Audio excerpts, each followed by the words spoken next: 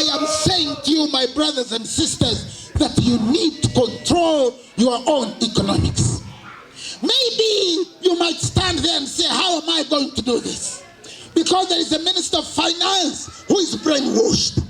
How am I going to do this? There is a minister of agriculture who is just looking for a promotion to go and work with the World Food Program or the World Agriculture Organization. How am I going to do this? You might not begin by changing the world, but you can change yourself.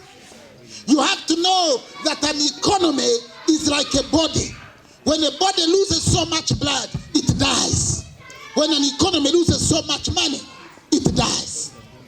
Before the money leaves your pocket to go to somebody else, make sure, if it is not going to your own people, that is the last choice, the last alternative.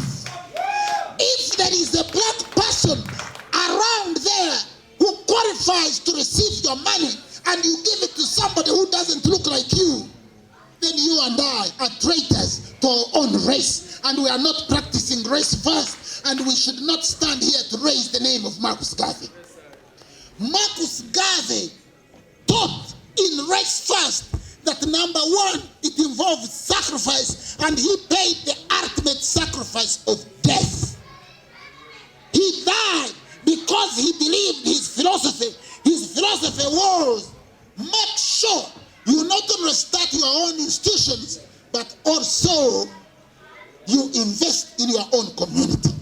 Now there is something that I want us to talk about.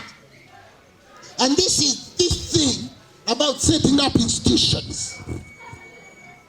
How is it possible that a few Indians can come here, set up a small shop, and after 2 years, it is a supermarket? How is it possible? How is it possible that they find us already here? We speak the language better than they do.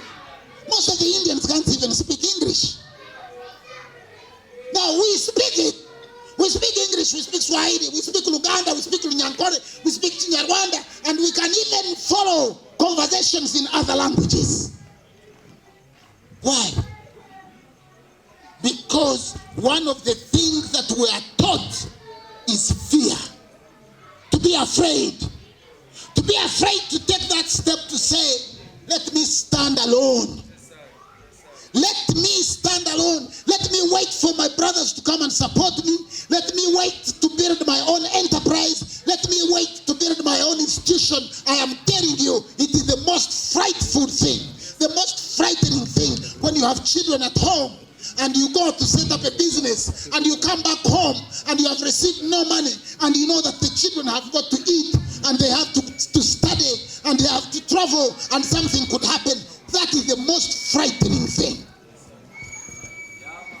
But unless you are able to overcome that fear, unless you are able to say, if an Indian can do it, I can do it.